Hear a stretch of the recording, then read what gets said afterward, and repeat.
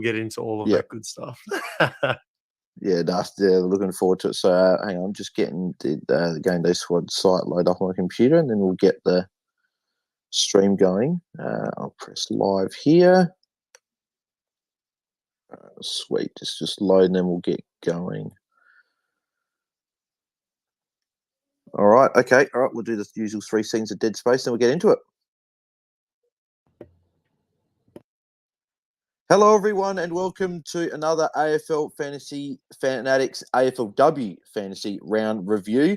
We're recording live on Twitter and YouTube on Sunday, the 24th of September, after completion of Round 4 of the AFLW Fantasy season. I'm your host, and AFL Fantasy Fanatic Bales, and you can find me at BalesDT on Twitter. Just quickly, if there's a player or question that you would like discussed or a question answered, tweet us in the spaces below or comment if you're watching on YouTube. But joining me as always is my co-host and good mate of mine is Tom from GameDay Squad. Tom, mate, how are you? How was the weekend? Yeah, mate, weekend was great. Didn't get the chance to watch a lot of footy, but I had to go back, look at some of the highlights, look at the statistics. But yeah, mate, I had a pretty good weekend, ready to rip in. As you know, I am from GameDay Squad. You can find me at TommyGDS on Twitter.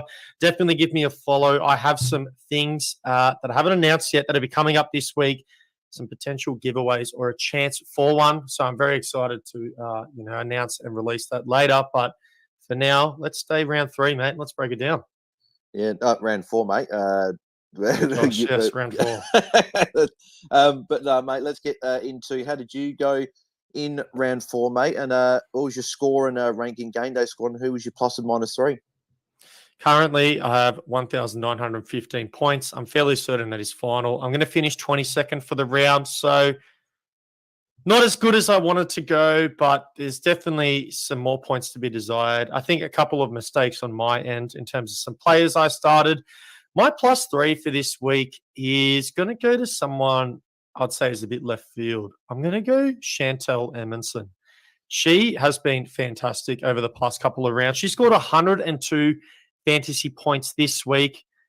And last week she had 10 kick-ins. This week she had 5 kick-ins. She has just been taking the bulk kick-ins for the Geelong Cats, who play a really fast-paced, high, skillful style of footy, which means there's going to be plenty of chances to do so. So she's going to get my plus 3 for this round.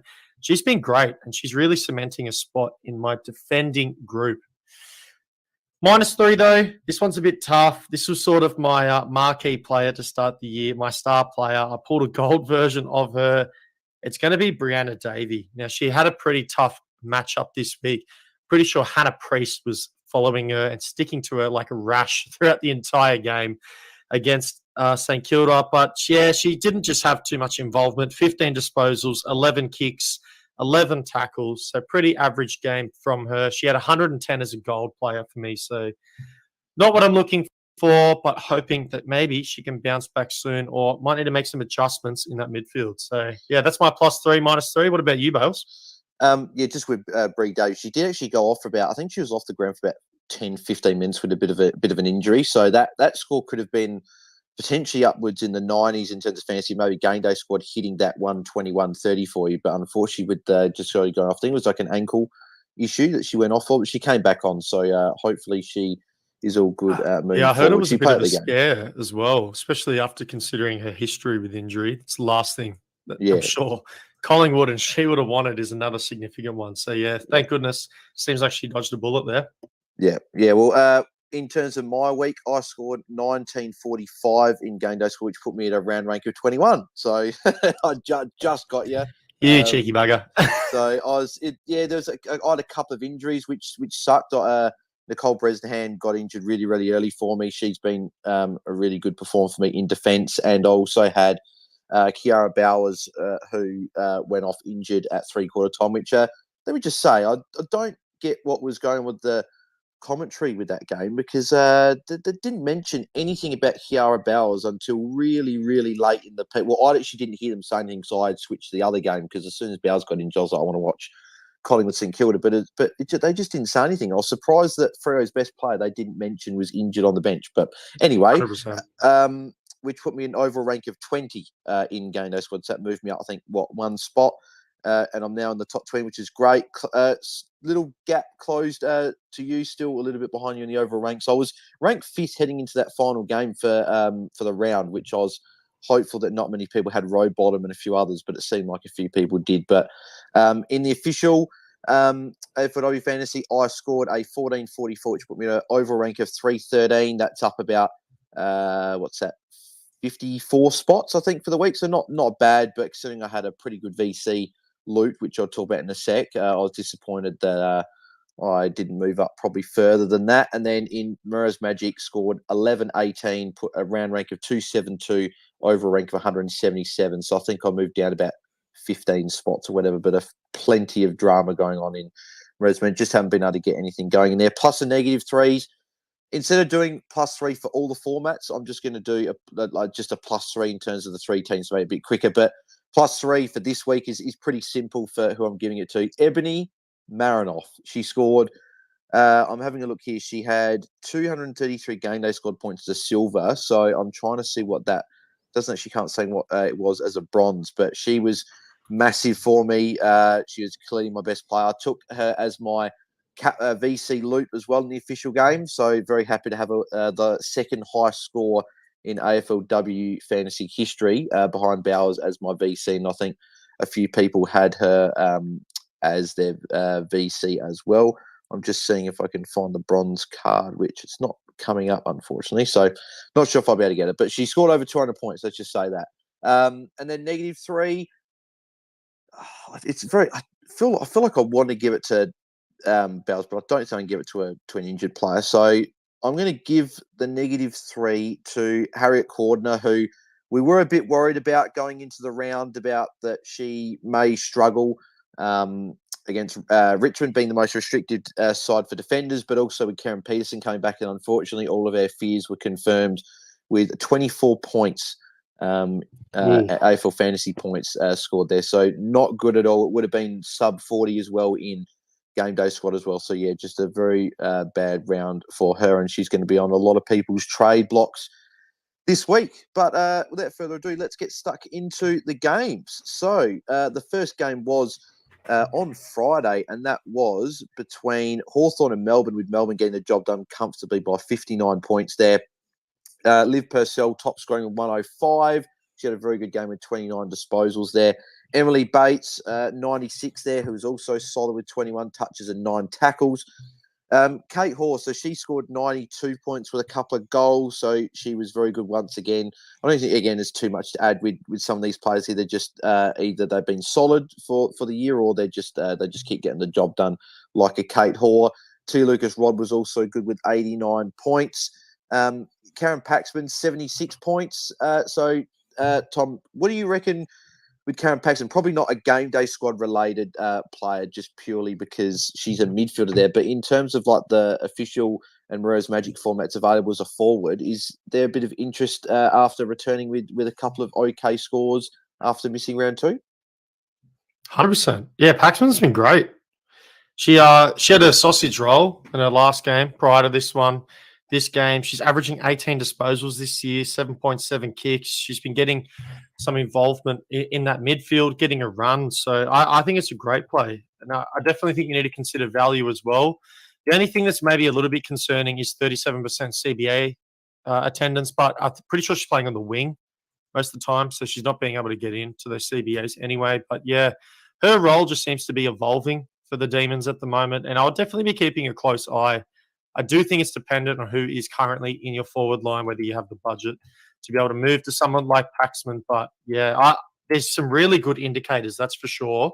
And I'll be definitely keeping an eye on her for normal leagues, but for GameDay Squad, as you mentioned, as a midfielder, I don't think you can warrant starting her in the midfield, despite any matchups, unfortunately.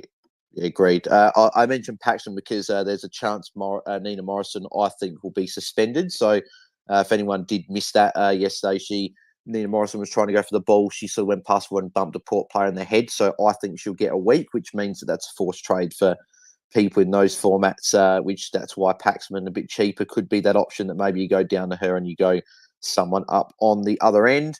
And then her game times was just a little bit lower than a few of the other players, but I'd still like her as a bit of a cheaper option there. Taylor Harris got a 66, so she had a good second half there. I think it was a third quarter that she went pretty well. With 26 points there, and then even 21 points in the last quarter. So, not a solid game from her. Going down the list here still, I don't think there was too many others to talk about. I know Stratton was a popular pick with a few people there, but she only scored the 51. She's probably made her cash, so you could look to maybe offload. And then Amy Mackin as well was pretty good on debut for Melbourne. She scored 44 points, had 13 touches, looked lively. I think she'll keep her spot. So she is probably one that, if you're looking for a downgrade option in the forward line, she could be a good target there. Emily Everest got a 41 as well for a few people that brought her in as a cheaper option. So she'll make a bit of cash and continue to do that. So we'll move on to the next game. So Ebony Maranov, 174 points, 40 disposals, 36 kicks, 4 handballs, 8 marks, 8 tackles. It was just the perfect game from Noffy, wasn't it, Tom? 100%. I don't think you can wrap it up even more. The thing that's more impressive about the game, and we're touching on it last week, is that GWS don't have a very fantasy-friendly game style, especially for opponents that are playing them. They concede the second least amount of points to midfielders for the season so far. But Maranov was like, no, not today. I'm going to dominate this game in every single way possible. So even despite a play style and a game that she probably shouldn't have scored as well, she was on fire, mate. She just seemed to have glue in her hands, or like a heat-seeking radar. I don't know what it was, but the ball was just getting in her hands all the time. She was fantastic. Hatchard was probably a little bit disappointing for people. You know, we talk about that stack, whether you're going to play them or not. But yeah, Maranov really ran away with this one. She just contributed in every way possible. So fantastic. Yeah, Hatchard was a little bit down because she was getting the tag from Annalise Lister, but she got a tough tag as well. A very, very tight tag. Didn't let her go all day, but got free in the last quarter when they dropped a little bit of attention. But Hatchard also got forward and kicked a goal. She had 39 points in the last quarter. Hatchard to get to a 97, which was solid. But Maranov's quarter by quarter stats were very impressive. Didn't go under 30 points any quarter. She scored 30 points in the first quarter, 57 in the second, 48 in the third, and 39 in the last. So the first quarter was her slow quarter, and she scored 30 points. That was pretty impressive there. So, yeah, if you don't have Maranov in any format, no matter what, just you've got to try and get her. I think she just showed that she's in that top echelon of midfielders, and she's been in the top 10 scorers in each of the 4 weeks, which is very, very impressive. And she's gone over 124 in her last three, each of her last 3 weeks. So she was just, incredible, averaging 133.8 now for the season, which puts her second behind Jazz Garner. So she was very good. Zali Goldsworthy was also very impressive here with 102 points, had 10 tackles as well, 19 disposals and a goal. She is potentially an option for you in both official and Mirror's Magic, and also GameDay Squad. You could probably put her in a forward line for the time being because of the probably lack of forward options there. You can chuck her in your team. But in official, she's priced at 682. She's going to go up a bit depending on what her price is. She hasn't actually come to the bench in her last 3 games. She's played 100% in 3 games in a row, which is incredible. So it depends how much she goes up by. If she goes probably over 850, probably not looking at it. But if she's under 800, then maybe you could look at it, but I doubt that she'll be under that. She'll go up a lot this week. Talk about Anne Hatchard there. An okay game from her. She's 18 as well, just by the way, Goldsworthy. So definitely in GameDay Squad, someone you might want to target, because even if you're not going to play her now, that's a dynasty card you want to hold on to. Yeah, 100%.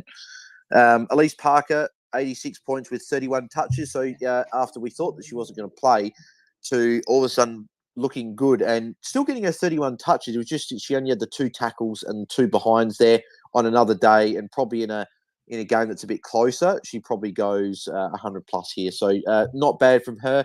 Could be one just to keep an eye on as she's dipping in price. 1.132 million she was prior to the round. She'll probably drop below 1.1 this week. So just someone to just keep a bit of an eye on as a cheaper option.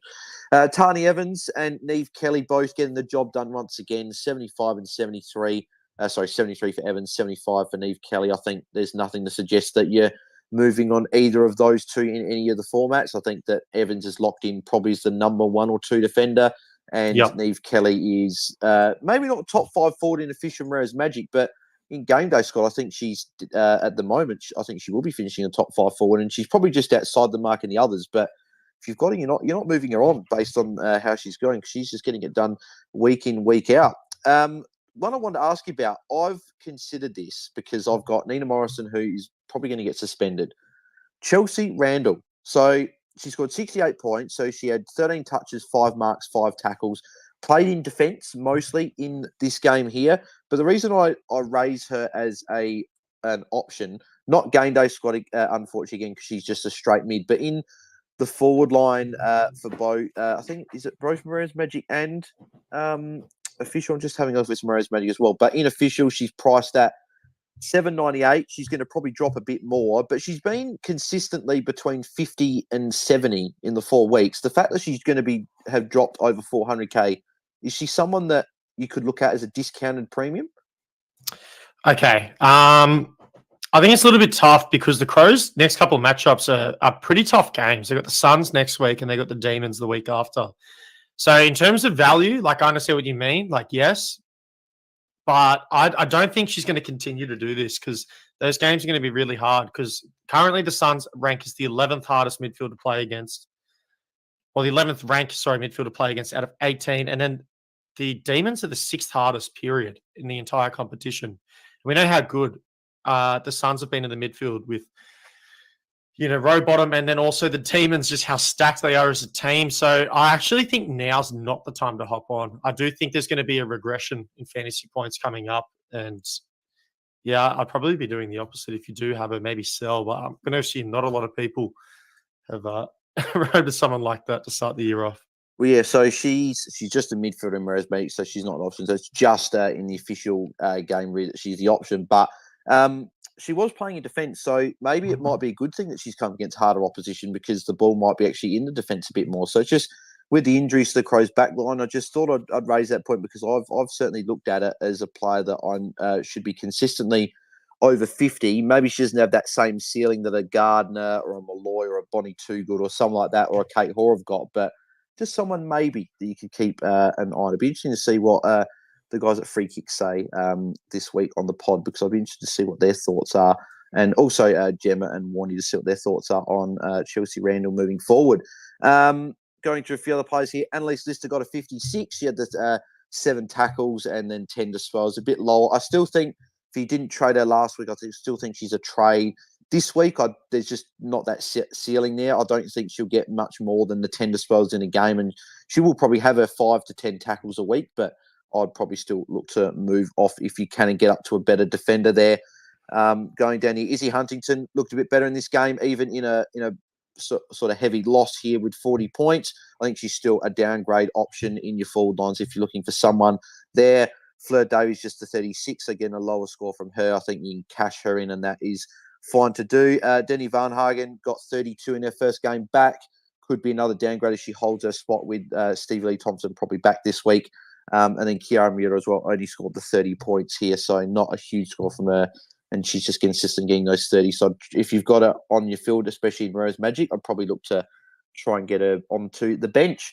Moving to the next game, which was Carlton and Richmond. So top scoring here was Grace Egan with 112 points. So if anyone's got her as a bit of a unique, they'll be very, very happy with that score there. Monconti got her ton with 100 points exactly with 29 disposals. So Katie Brennan. So this is probably a good game day squad one for you, Tom. So Katie Brennan's been getting it done the last few weeks. She went 43 against the Crows in a very wet game, but last 2 she went 85 against the Giants with 1 goal, 3, and then she went 95 again this week with a couple of goals against Carlton. Is she an option to put in your full line in game day squad? This is someone. It's funny you say this because I've been looking at her, and I've been looking at her card on the transfer market since the game. Because you are right, she's been fantastic. 13 kicks, 2 goals throughout this one. She's been playing really, really well in a team that needs someone with a bit of spark, to come up. But again, I've looked at some of the matchups coming up. It's not looking amazing. 11th ranked team next week, and then in the Fremantle Dockers, and then she has the worst ranked team in the Gold Coast Suns the week after. So I think if you're looking at the entire season, Katie Brennan is definitely a card that you want to have because you want that as a part of within your club and as a part of your arsenal. But would I be going all in on the next 2 weeks? No. Next week against Fremantle, I would play with caution. But, as you said, considering some of the other forwards that aren't turning up at the moment, she probably is still a play. But definitely in that Suns matchup, I would be looking elsewhere in 2 weeks to replace Katie Brennan. But, wow, she is in great form, and it's definitely a card that you need. That's for sure. Yeah, exactly right. The other one thing I probably would say with the Gold Coast matchup is it's hard to get a read on Gold Coast because they've played a couple of sort of easy opposition to start the year. So it's like we're sort of in the dark. We don't know if it's a hard matchup or if it's a good matchup because haven't come up against necessarily a harder team. So it'd be interesting to see what the Crows do this weekend against Gold Coast, and then the week after when Richmond play Gold Coast. To be interesting to see how they go because Agreed. A few other players from this game here. So Keely Shearer was a popular player, especially Murray's Magic. A few have got her in official as well. She got 84.27 touch, so she was solid. She went off injured. She wasn't listed on the injury report post-game, so that should probably mean she's okay. But again, probably just one to keep an eye on throughout the week for the actual official injury report that comes out, I think, Tuesday or Wednesday. So just keep an eye on that one there. Gabby Seymour was solid as well for 89 for anyone that's got her in the ruck. We'd probably Kelly in the side just lowers her scoring a little bit there. Karen Peterson, first game back, she got a 64 there. So it's sort of, she's more one just to watch for, just with the whole Gab Pound and Harriet Cordner. You might sort of want to, you could maybe wait one more week, but I think Cordner and maybe even a Pound could be traded just with the too many females to feed back in defence there. Bree Moody, only 69 points, so she sort of came a little bit back down to earth in terms of with the share in the ruck role. Her scoring going to be a bit low, only the 69 points. Jess Good still getting a lot more hit-outs than her, so I would not be targeting her for the time being unless something was to happen to Jess Good. Isla Sheeran, 60 points again, so just getting sort of the job done once again. She's been pretty consistent this year. She's sort of had quiet patches in games, but she's gone over 59 in every game, which in defence is pretty much all you could ask for at this point because a lot of our defenders aren't scoring particularly highly. Again, another not bad game from Isla Sheeran there. Marianne Anthony, only 48, so it could be time for her to go across the formats, could be time to trade her out. And if you did have her in your GameDay Squad lineup, probably time to look at benching her and putting another player in just with a few low scores. But Richmond were a little bit more difficult for defenders and wingers, so maybe give her another week, but you could look at cashing in now. And so I'll ask you this one. So Gab Pound 39 and Harriet Cordner 24. Would you be trading both or either of them in official Res Magic and benching them in your GameDay squads? Or with Richmond being a tough matchup and Peterson back, maybe you're wanting one more week just to see how they go with Sydney this week coming up? Oh, I think it's funny because I felt like last week we said, we'll give them one more week. We'll see how the dynamic goes of Pound and Cordner, and then we'll make our decision based off that. And I feel like we're back in the exact same situation, aren't we, Bales? We're both sitting here pondering, is it time to move on? I do think it is time to move on. Just my personal opinion. I do think I've seen enough. Like, there's just too many mouths to feed, essentially, in that defending group. With some players coming back in, and they're just taking away from each other, and that's just the unfortunate part about it. Next week they got the Swans, and then they got the Doggies after that. So I guess there are some good matchups, and if you are really stuck, especially in your traditional formats, then maybe you want to hang on to that belief and be like, one more week, this is it. If this isn't the one, then it is finally time to move on. But in terms of GameDay Squad, I think it's 100% two players you need to rule out of your contention for your best 6 defenders for the week, and maybe even go to the transfer market and see what you can get for them, trade them out, and see if you can get some value for them before it gets worse. That's a very, very good shout. You could maybe list up a Cordner who started the season really well, and maybe someone's still thinking Cordner could be a good option with just one bad week. You might be able to get yourself checking the average. It looks a little bit tasty. Exactly, mate. And you might be able to get yourself a Carney, an Evans, a Charlotte Thomas, Hannah Priest, someone like that. You might be able to snag in a deal. So something to look at, definitely. But we'll move on two, actually, and then if anyone brought Wicksteed in, she only scored the 11 points and only played the 47% game time. So could be in danger of being dropped this week. So we'll move on to the other game at the same time as this one, which was Port and Geelong. So Nina Morrison top scoring with 110 points with Becky Webster coming back, but she still got it done, 32 touches and a goal. The only issue, I don't know, Tom, if you've seen the vision, but she did bump a Port player in the head. So have you seen the vision? If not, is that a bit of a concern that of a suspension this week? I actually haven't seen the vision. How bad was it? Was it not good? Yeah, so she went down to get the ball, but she sort of bumped and collected the Port player in the head. So I personally, we'll talk about other issues that we've got in the formats this week, but there is a chance that she could be suspended. But hopefully she's not, because this would be a week where we don't want to be trading out players we don't want, because I think there are a few players that people want to trade out but might not be able to because of forced trades. But something to keep an eye on. But she did play more midfield than probably what I anticipated. Becky Webster actually played in defence, which was interesting. So if that's something that they continue to do because of how well Morrison started the year. Plus 28 on CBAs for the round compared to her average for the year. So definitely getting a lot more midfield time. You're right.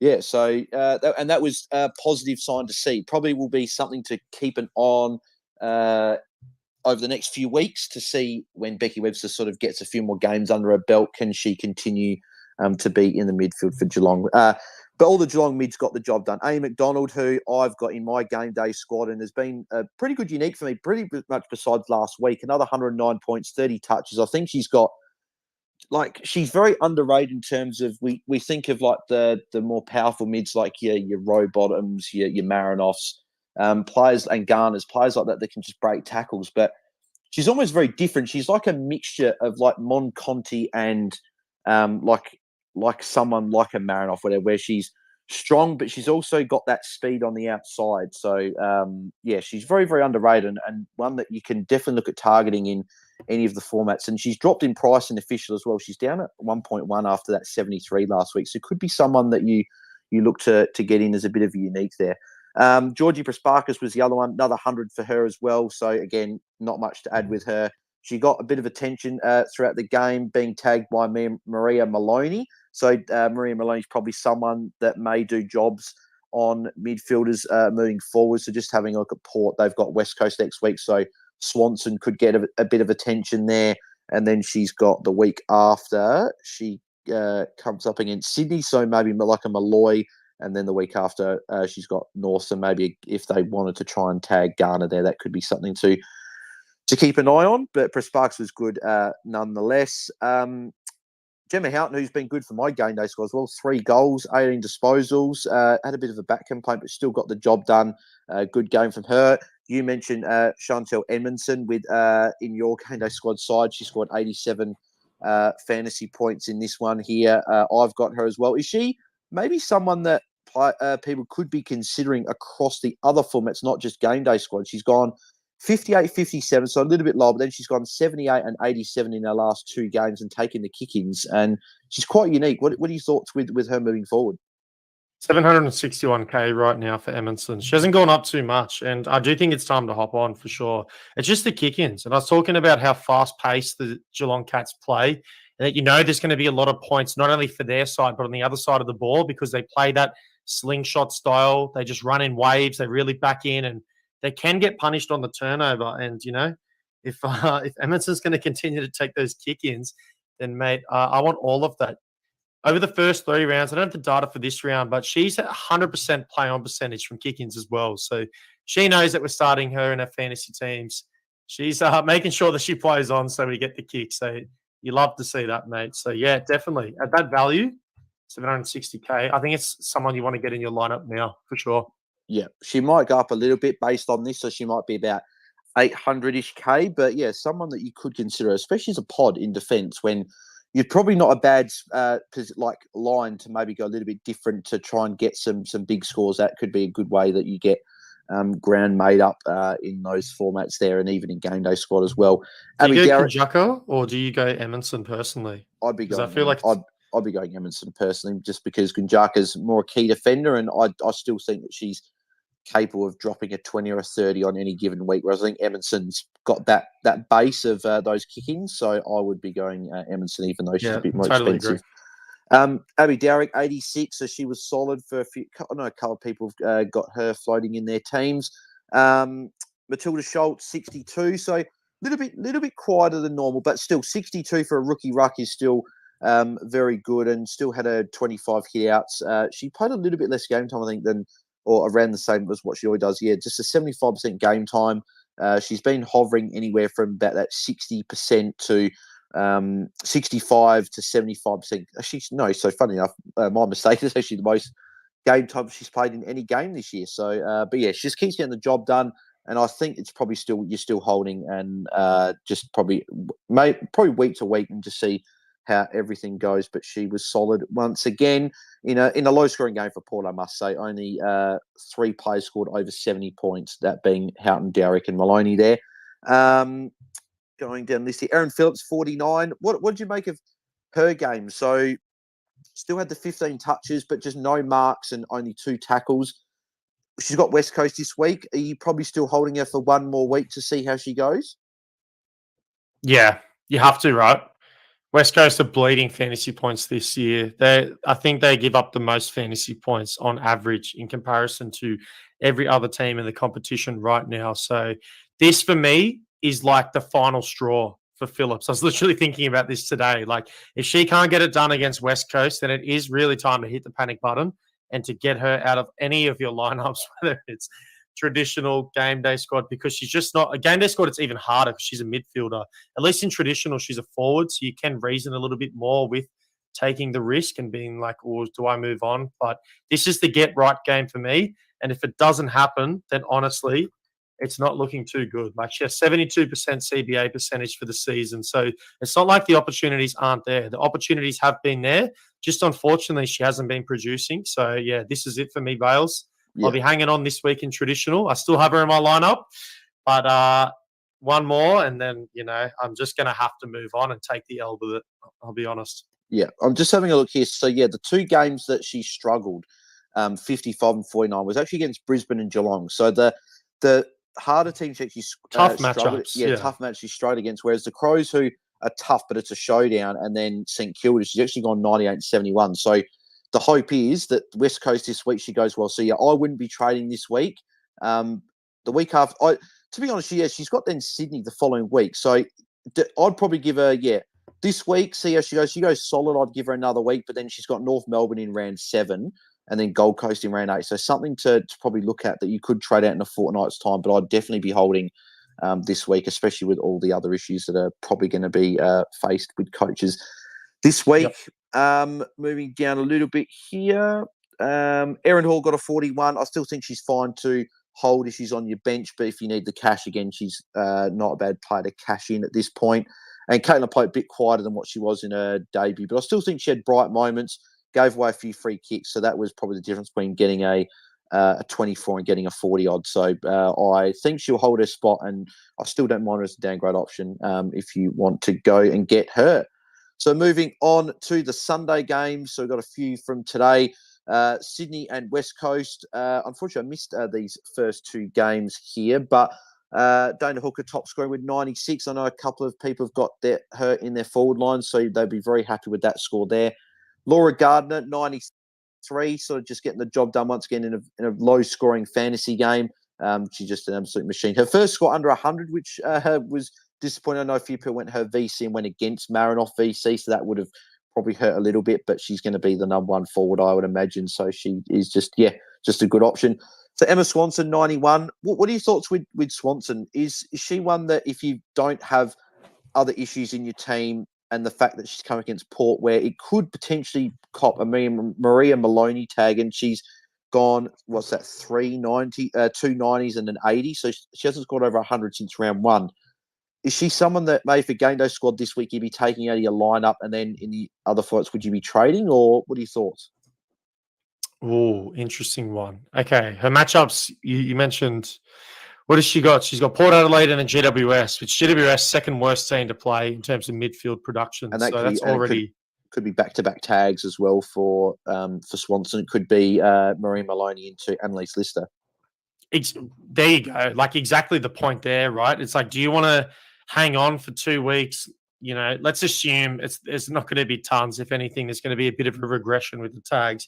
You're going to lose some money. I think it's definitely an opportunity for you right now to get ahead of the game, trade out, and then potentially look back on later when, you know, her matchups get a little bit easier, and then trade it back into your lineup.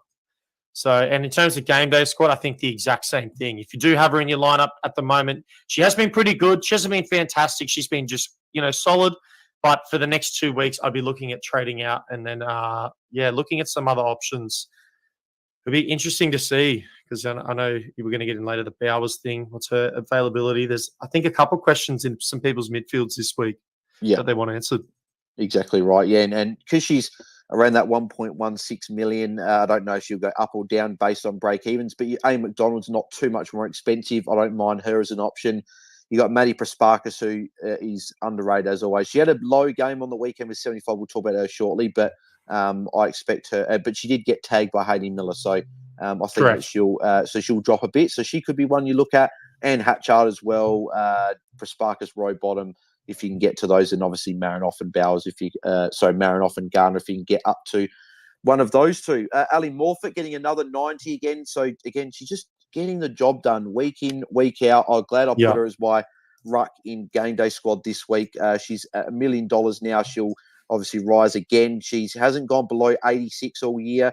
The only thing that kept her game today from being an absolute monster was she gave away 7 free kicks, which that is a bit of a flag with Morfitt. She's given away at least 3 free kicks in every game so far.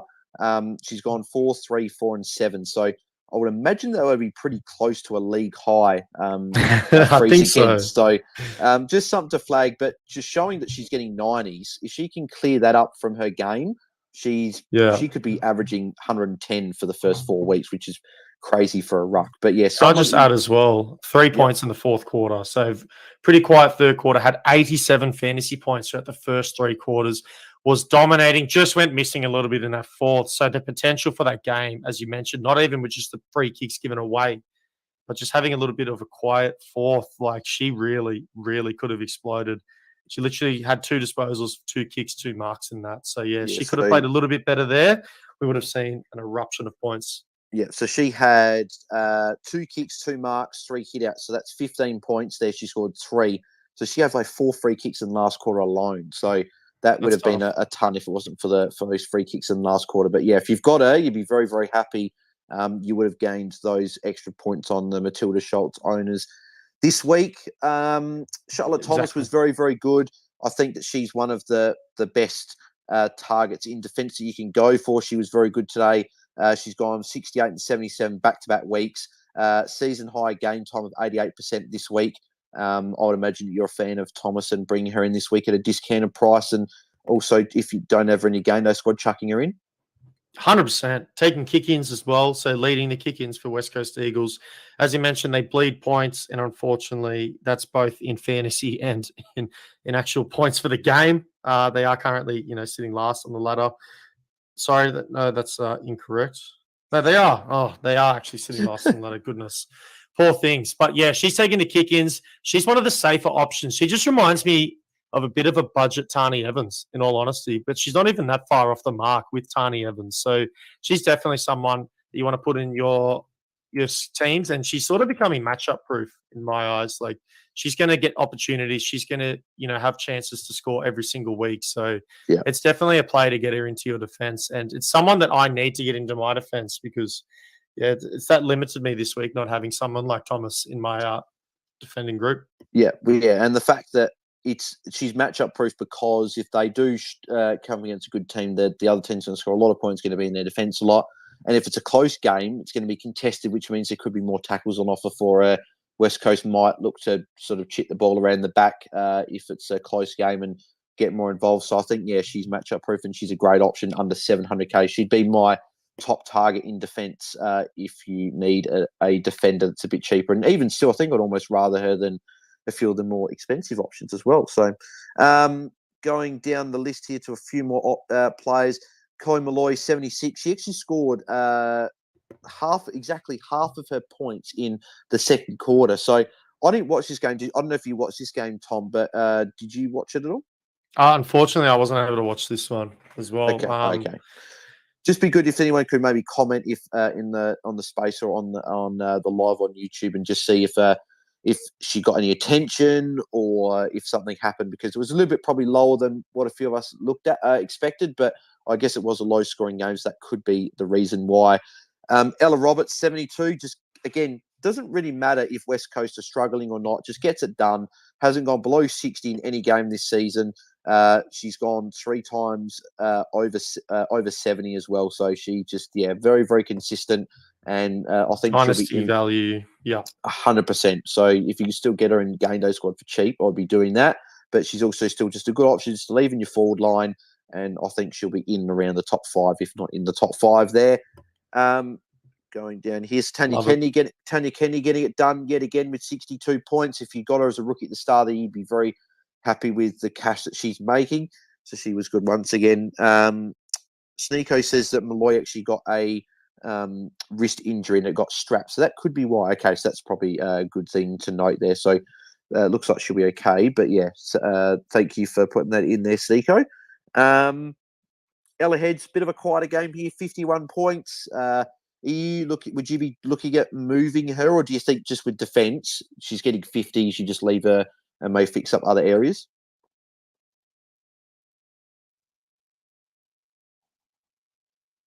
Tom? Oh, I think we've lost Tom at the moment, or I can't hear him anyway, so might have to see if we can check. That's saying on his stream's lagged out, so what I'll do is I'll remove him as a host. Apologies for this, guys, with the with audio issues. Hopefully we can get this fixed.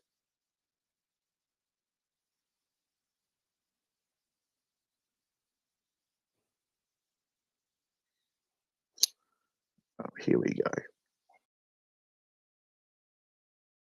Go back, Tom. Here he is. So we were just saying about Ella Head. So I was just saying, is she one that the fact she's just getting her 50s and 60s, would you just be keeping her in your side and not moving on? Or do you think maybe with you could look at maybe moving her up to another player? What are your thoughts?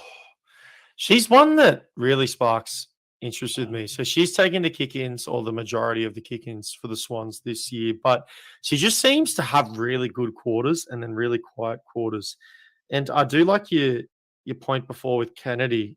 If I could pick out of Heads and Kennedy at the moment, I actually think I'm giving Kennedy the nod.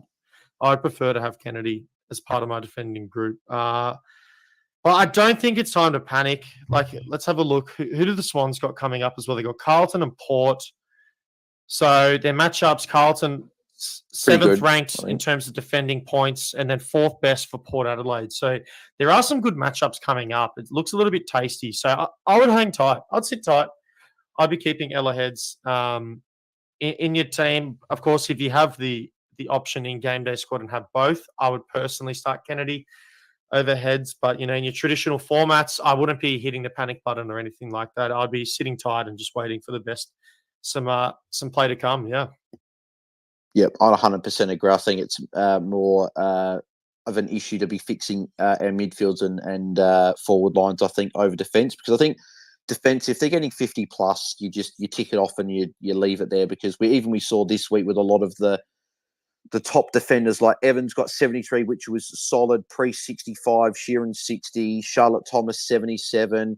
I think Daisy Darcy got a 58 as well. Just having a look here at some of the other defenders here. So just like Grider 75, Carney 73, Amy Smith 71. There's a lot of defenders, Geordie Allen 60, and even the Sarah Lampard 60. So just showing that a lot of the defenders are just getting anywhere from 45 to 75 on pretty much most weeks. So if you're getting 50, I'd just be leaving her in your side. And then Paris McCarthy, if anyone brought her in, only 11 points and 46% game time. So not great. Hopefully she can hold her spot. Moving on to North Melbourne and Brisbane, Jazz Garner, Just MVP. MVP. She's so good. It's like I was shocked. Again, didn't watch this game, but I was shocked that she didn't get the Kathy's Varte, which is what people were saying. She was sort of let free, and when she's let free, she can just score as big as anyone in the game at the moment.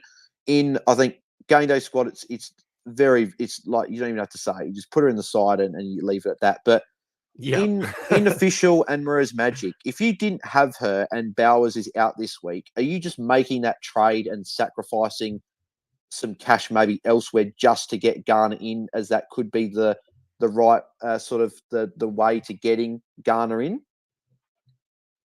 I think it's the most logical way.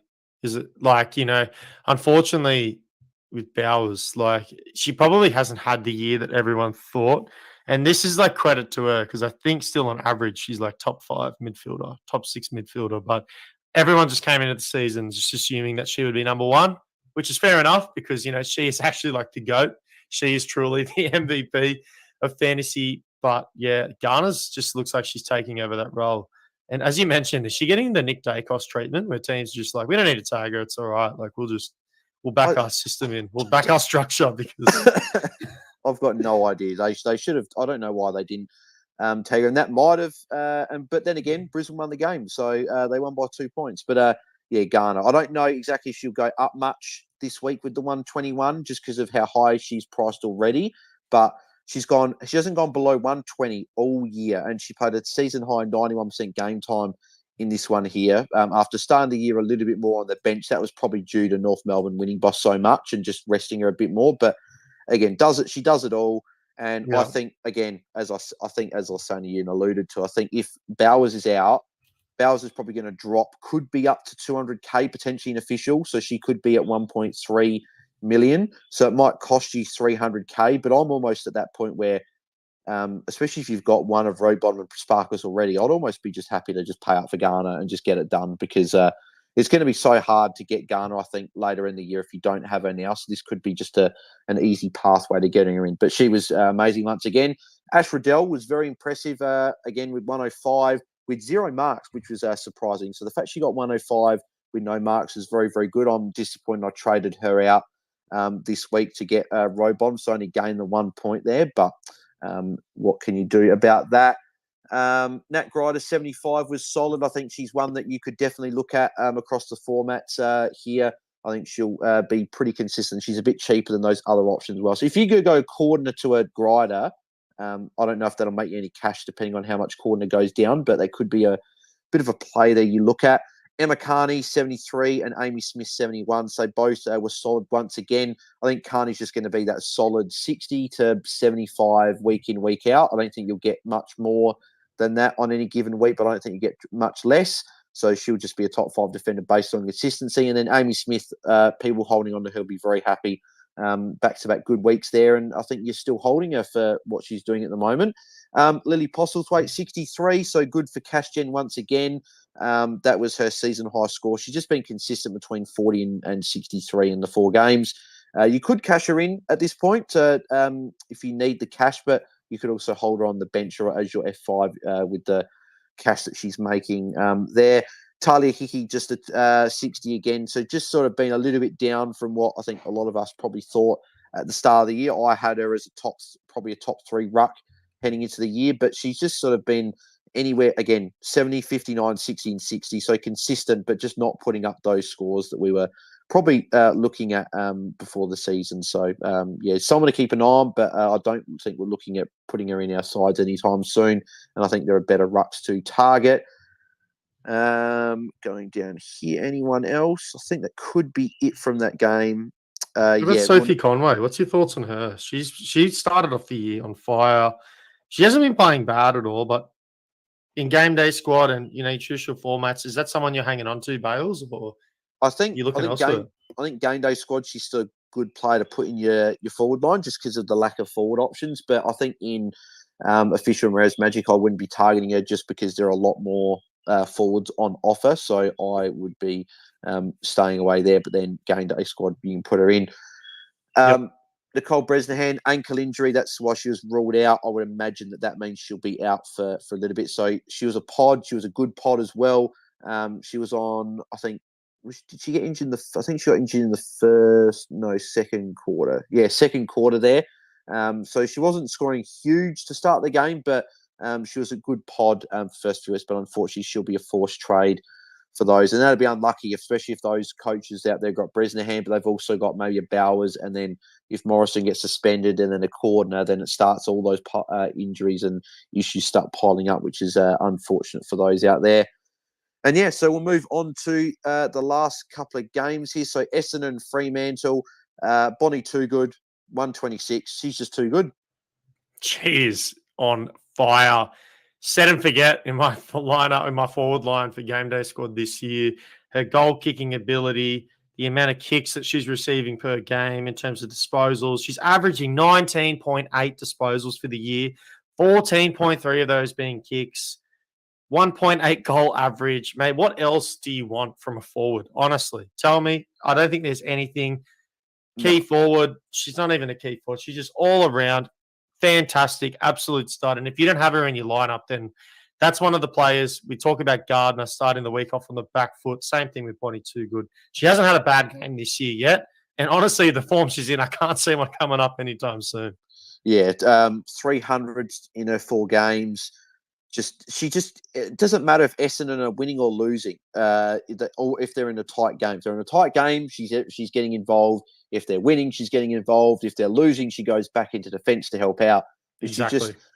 I think that, again, if Morrison's suspended, she's one of the best options to get in. And there'll be a question I'll ask you just after we finish this as well, when we get some questions that will be interesting. But yeah, she's just so good. She is literally too good. Her name speaks for herself. So, yeah, she was very, very good. So true. Mimstrom was solid again here with 84. So I think Morfitt, I would rather have her in GameDay Squad. I think I'd even rather have an Alice Edmonds in the other formats, I think, over a Mimstrom, just with the fact that Alice Edmonds is a bit cheaper and she looked a bit better this week. We'll talk about her in the next, when we talk about that game there. But Mimstrom was solid for those coaches. Still solid. Got her. So Kiara Bowers, she was quiet in the first half again, only on about 33 points, but her third quarter, she had 41 points. Back to the Bowers that we know, 6 touches and 6 tackles. But she had a tackle and came off with a couple of minutes left in the third quarter. And to me, it didn't look like too much. She sprinted off from what people said. I didn't actually see her come off, to be honest, but she was then out for the whole last quarter. We didn't hear anything of it. I'm just having a look at like the post-game injury report, because there'd be something I want to imagine in here. It says Bowers knee injury. I'm just trying to see if we can. Is there any quotes about Bowers here? It doesn't look like it at the moment, which is very odd that they're not giving us too much. Yeah, nothing there. It just says Bowers knee. So I'm sure we'll hear more about it after. But she's looking like she'll have to be a trade for a lot of us, because if you're going off with a knee injury there, and it was a pretty close game as well, I think it's going to be a forced trade for us, unfortunately. She's a tough nut as well. Like, she's not coming out of the game unless something's wrong. Let's be honest. Agreed. Yeah. If she was feeling 70%, she's still out on the field trying to win, contribute for a team, help get the win. So the fact that she's come off is definitely a concerning sign, and it's going to be the talk of the week for your traditional formats and even for GameDay Squad. Who's your Kiara Bowers replacement if she's not playing? It's massive. It's massive. I do like some of the options you said before in McDonald, some cheaper options that are on the up. But yeah, I think it's really interesting conversation to have. Yeah, and it's disappointing as well, the fact that it's been a very tough year for Kiara Bowers and for all of us that own her, is that she was a late out in round 1. She came back with a bang in round 2. Everyone sort of not broke their teams, but did everything they could to get her back in. She got a 104 in a lower scoring game, in a bit of an odd game where Freo were first the ball lot, which meant her tackle numbers were lower. Then today we thought she was going to get back. She had a good quite first half, good third quarter, and then went off injured and only got a 78. And she's going to drop a heap in cash, because she got a 104 last week and she dropped 107K. She got a 78 this week. I dare say she's going to drop probably 200K and be about 1.3-ish million, which means that if you wanted to garner, you could be paying as much as 400K for the two. So and it's like, that's where it's like going to be hard. It's like, well, do we make the move or don't we? So that's going to be something that's going to be talked about throughout the week, which will be very interesting. Moving on, and Stannard, again, she just gets the job done every week. She's becoming a sort of an option that we're going to have to probably really consider. I think official, if you've got the luxury of paying up, you could pay up. She's been very consistent with 3 scores over 75 this year. Her lowest score being a 56, which was last week. But yeah, 860, a bit expensive, but she's just been good. And I think we've got to probably start looking at her. In GameDay Squad, I think it's easier because you can just chuck her in if you've got her. So I think that she's a good target if you don't have her and you can afford her. But if the money's too much, then I think you can miss out for the time being. But she's been good nonetheless.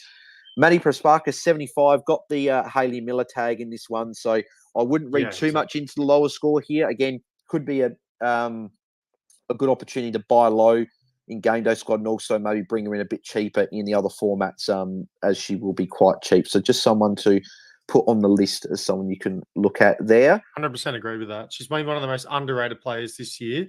She just hasn't had a massive score where she's turned up heaps, but she's just had such a low floor in terms of fantasy points. This has been her worst game by far, and I feel like that's saying something. So, yeah, like Maddie Prasparkas is definitely a shout for someone you should be targeting. Yeah, I 100% agree with that one. On your tie, a bit of a quieter game compared to last week with 56. She's a lot more GameDay Squad relevant, I think, but maybe a couple of them might have jumped on her after her big game last week in the other formats. Jean Ann scoring 48, a bit of a lower score here. I think if you've held her for the full season, she's made a lot of money. If she's on your bench, I think it's a good opportunity to cash her in this week and go her down. You're going to make yourself potentially about 500 on, or somewhere around 400. Actually, no, it won't be 500. So it'd be maybe 350k, 400k maybe. So yeah, I'd be looking at cashing her in.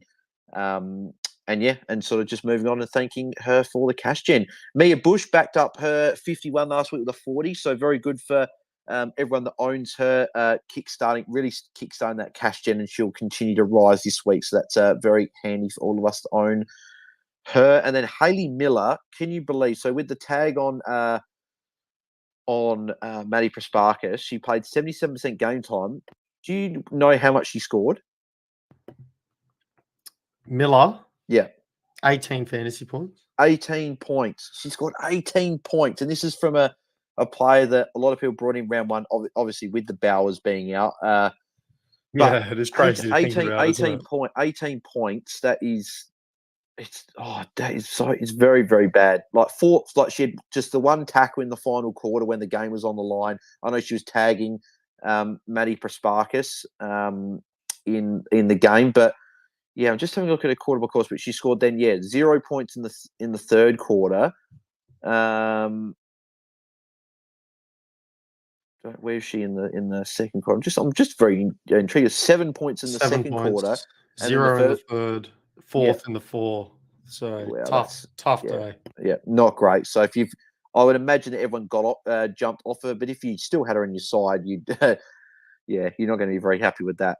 So yeah, it's a definite trade. Moving to St Kilda and Collingwood, got 2 games left to go.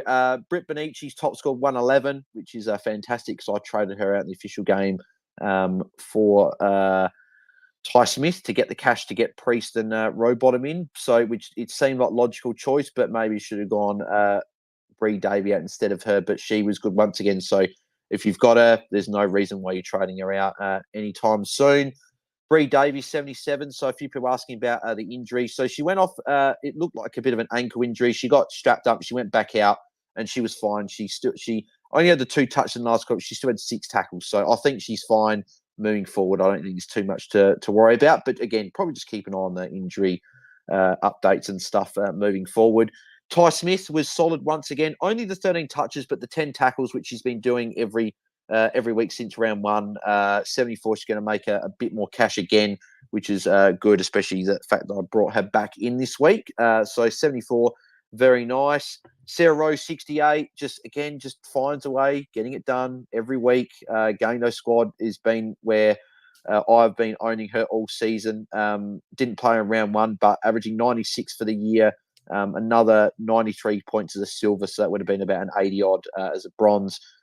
I still don't think she's an option official Moreira's Magic, but she is getting the job done. So you're sort of almost at the point you can't really keep saying she's not an option when she keeps getting it done. But it's just sort of the wing roll is probably the concern. But yeah, just solid again. Hannah Priest, 65, just one of the best defensive options to be looking at, playing midfield. And yeah, just got a safe floor at the moment. I think was 65. Is that her lowest score? Yeah, that's a lower score for the year. She got a 66 in round 2 as well. But yeah, just getting it done and one of the best defenders that you can get out there. Maybe the price is probably what puts people off now, but yeah, I still like her as an option. If you've got a Geordie Allen's got a 60 as well, with Lauren Butler back potentially this week. Maybe it could be a week after, and then Ruby Slisher will be back hopefully within a couple of weeks as well. Is she one that you'd be just keeping an eye on to see, and then as soon as maybe one of them comes back, maybe that you'd launch into her then? Oh, or would you want to see a good score from her with them back first before you look to launch? Yeah, I'm definitely concerned. I would definitely want to see a good score. Like we spoke about the Cordner and Pound, like that whole scenario before. This is giving me a little bit of deja vu, in all honesty, with that. I definitely want to see it first, especially before committing, because, if it doesn't work out, then, you might lose a lot of cash there in traditional formats. It's definitely not a consideration for GameDay Squad at the moment, for me at least. Only the 13.5 disposals per game. Like, just nothing too fantastic. I just think there's plenty of great defending options at the moment, with Keeney coming back, Emerson, Priest, Tani Evans, even Daisy Darcy.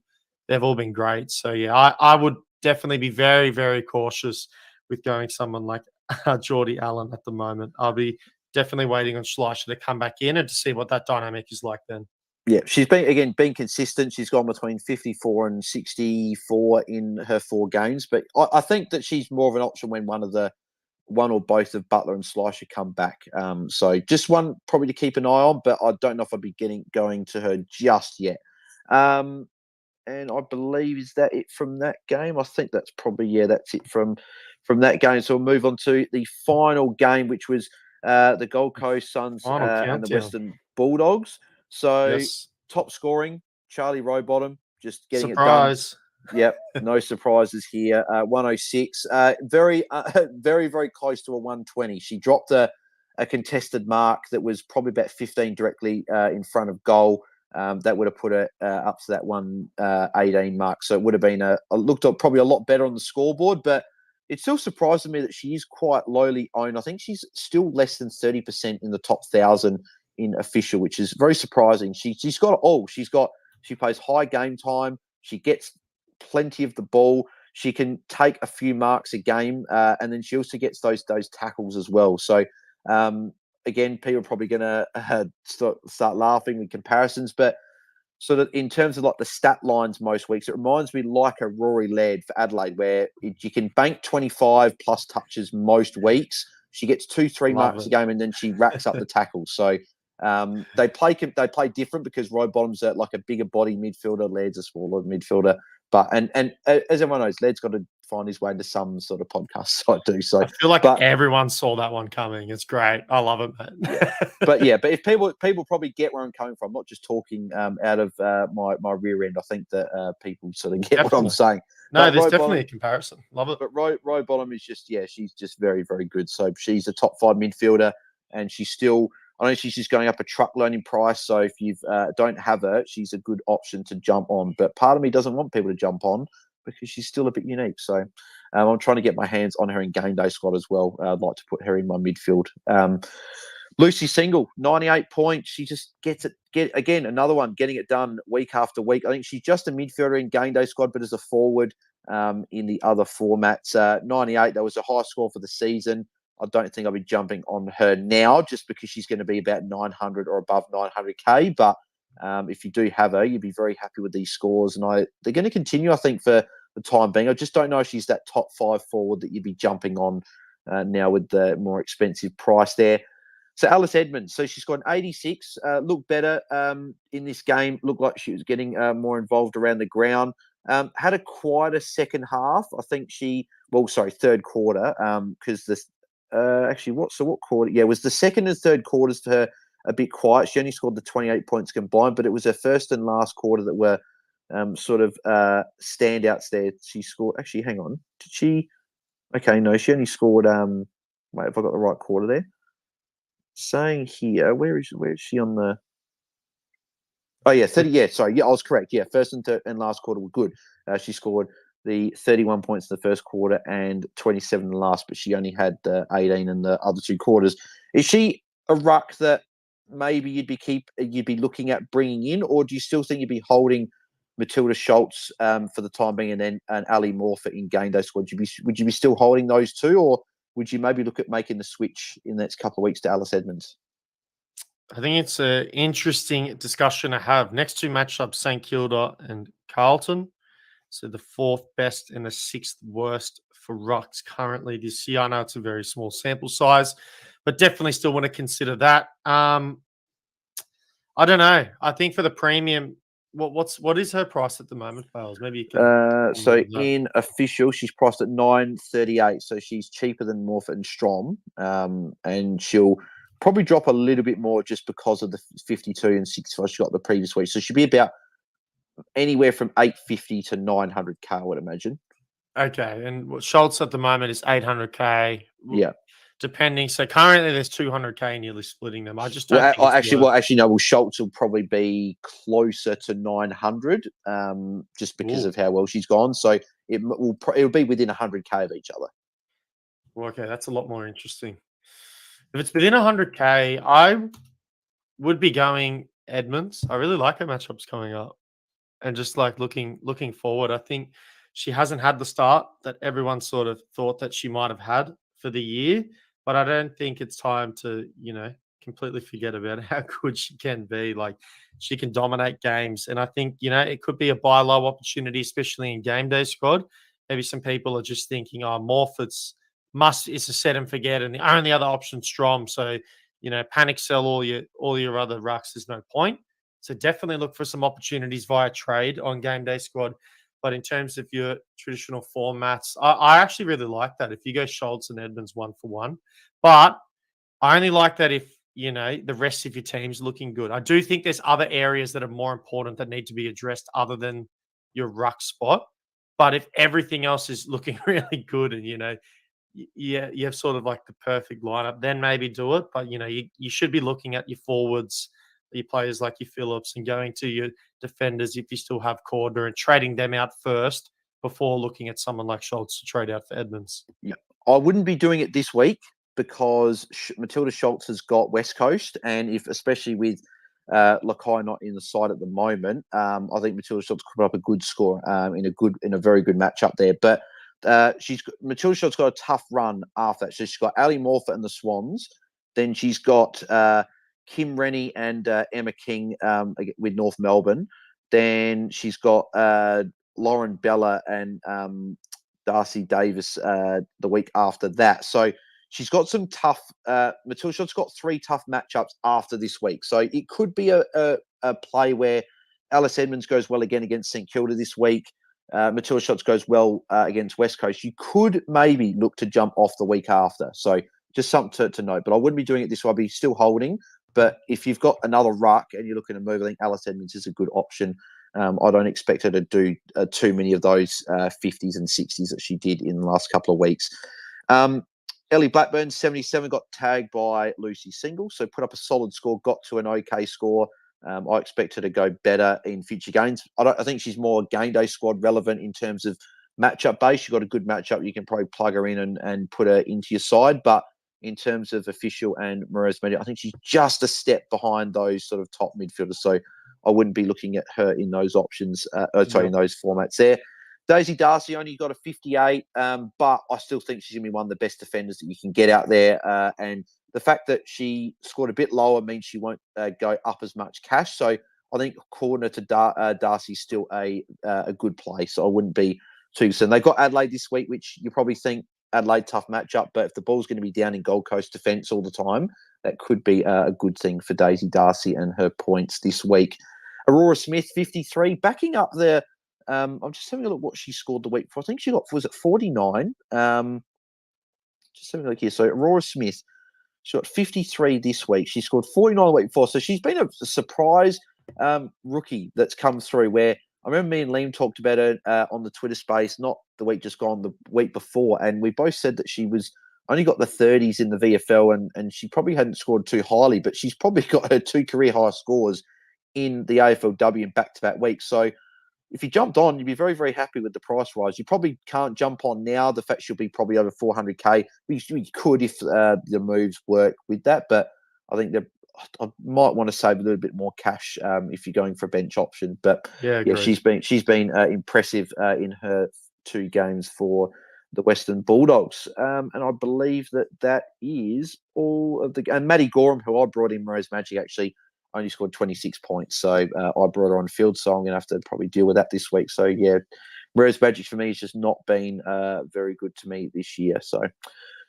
but yeah, all right. Well, that is all for the games and stuff. We'll just go probably 5 minutes of questions, and we'll wrap up. We've gone for a little bit here. So let's go through a couple of questions. So the first one I actually had to you, question to you was, if Nina Morrison is suspended, who are you going? Kate Hoare or Bonnie Toogood? Oh, I don't play on my heartstrings like that. I play both of them every single week. Yeah, GameDay Squad's easy because you can play both. But the fact that for a lot of coaches out there, they're going to, unofficial especially, are going to be looking at having to trade Morrison, because I think Morrison's just a midfielder in Marera's Magic, whereas she's a forward in official. 1.119 million. She's going to go up a bit. Bonnie Toogood and Kate Hoare are probably going to be the same, if not just a little bit more expensive. Who are you going between the two? They're going to be very similarly priced. Just having a look at some. It's like Essendon have Pies and Geelong, so it's like probably not a great matchup, and then a good one, and then the Demons have Cats and the Crows, which is a good matchup, and it's not a very good one against the Crows. My personal opinion, I have to go Kate Hoare.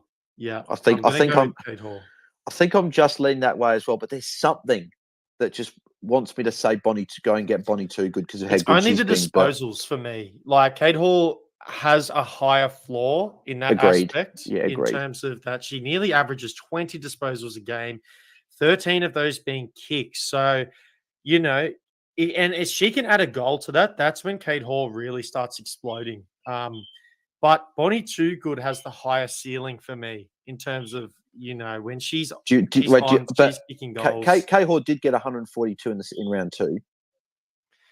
I understand that, but I mean, I feel like overall, and that's true. Like she had 180 as a silver for me.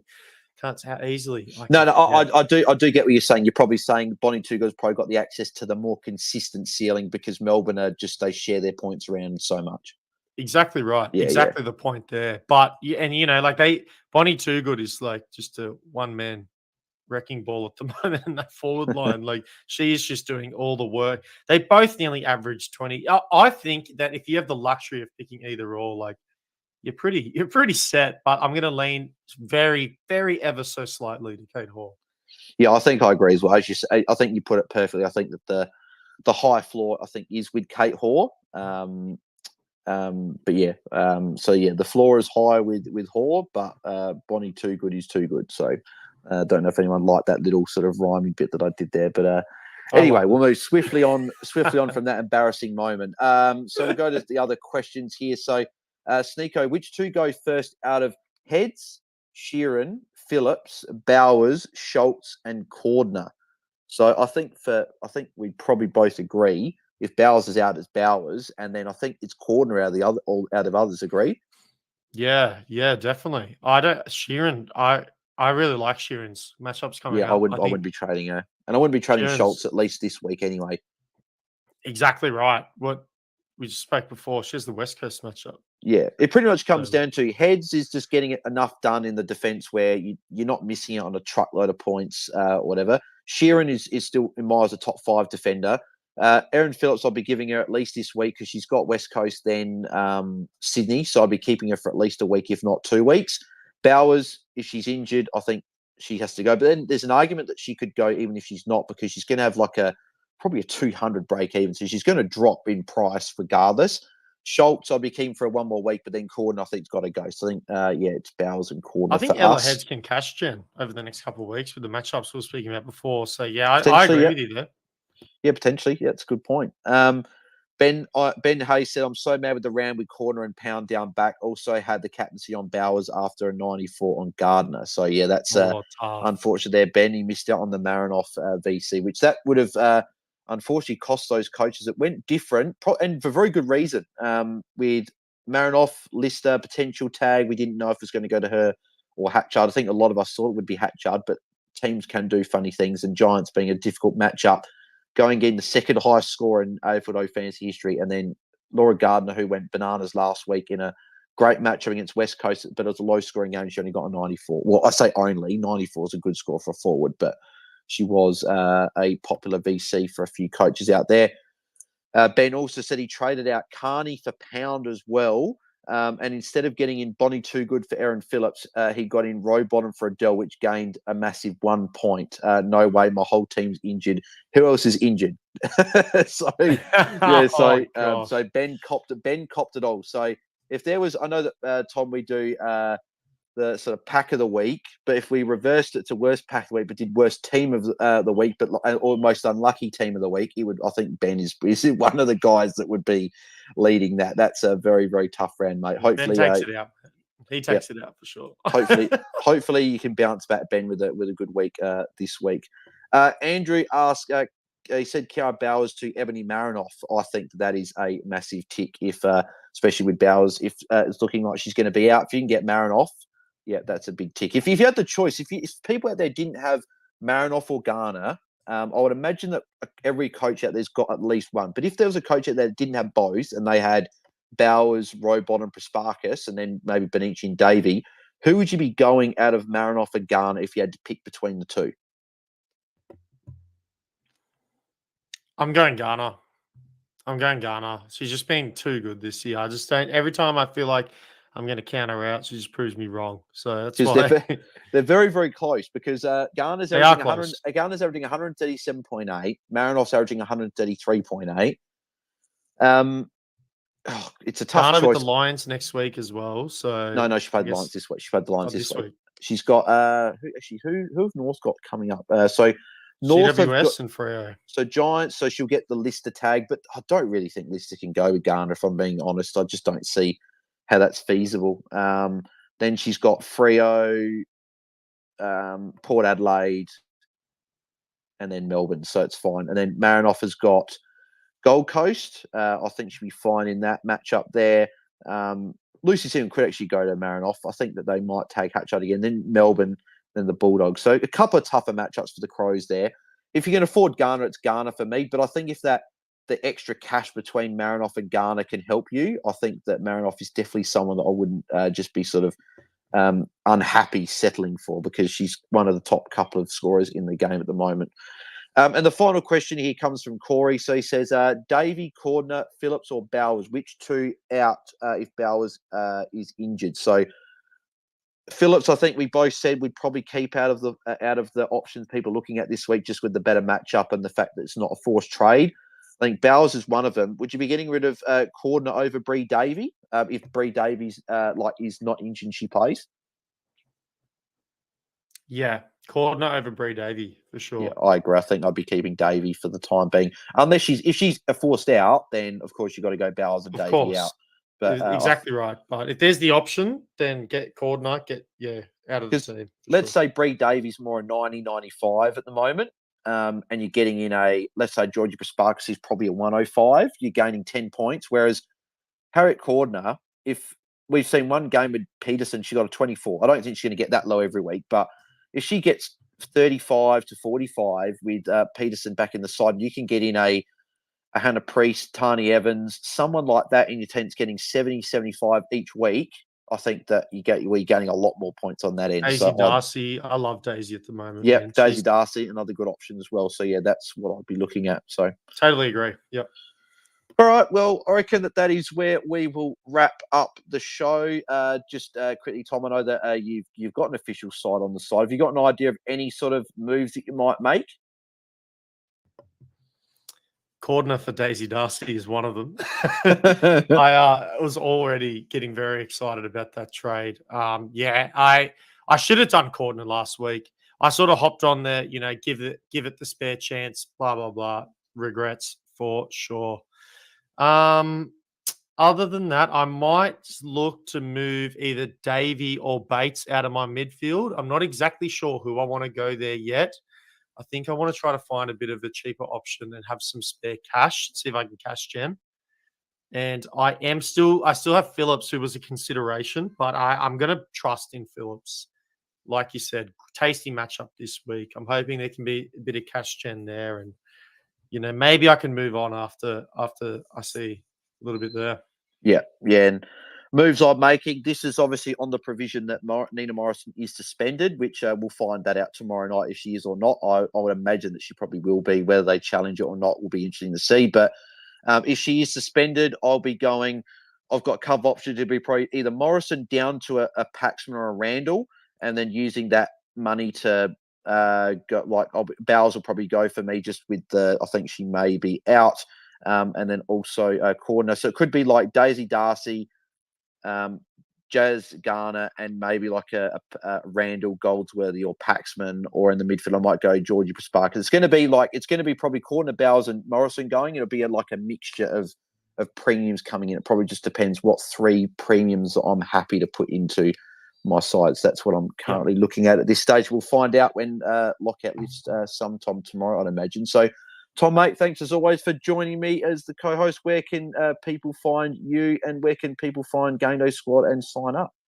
Yeah, 100%, mate. You can find me at TommyGDS. Definitely give me a follow. Of course, if you want, we're doing plenty of AFLW fantasy content. I also host a show by GameDay Squad with Bales and Jaden Popowski. So give me a follow there. I always put up the link, or Bales, I'm sure, also retweets it. So have a look there. Yeah, we'll be posting some stuff. But in terms of GameDay Squad, it's www.gamedaysquad.com.au.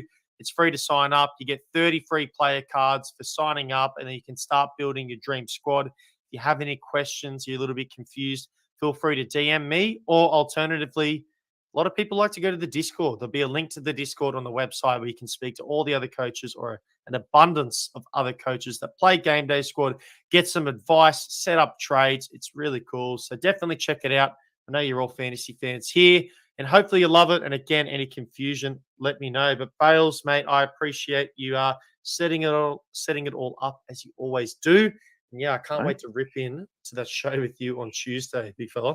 Thanks, mate. Yeah, looking forward to it. And then we also have our Thursday live show as well, which hopefully that'll be back potentially this week. It's back. It's back, mate. We're coming back 100%. So, yeah, that live as well. Actually, we do some giveaways. We might have to go for it. Honestly, we might have to do it Wednesday night, because I realised that we've got a Thursday night game this week for AFLW. So we may have to do it Wednesday. But we'll let everyone know anyway. But obviously the Twitter space that I normally do on a Friday will actually be Thursday afternoon instead. So getting people ready for, like before the round. So that'll be at about 5 p.m. Eastern Standard Time with the game starting at 6:15. So on Thursday night. So make sure you guys tune into that. But you can find me at BalesDT on Twitter and Instagram. You can find me at trulybailshd on YouTube. Give the channel a subscribe as we head to 1,400 subscribers. Like the video if you did enjoy it, and also like Twitter space on here as well if you enjoyed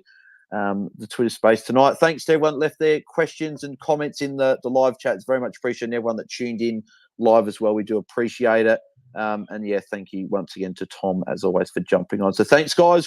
Have a good week, and we'll catch you guys Thursday night on Twitter, and then the live show with Tom and that on the Tuesday, and then potentially Wednesday. Thanks, guys. We're out. Cheers. Catch you, legends.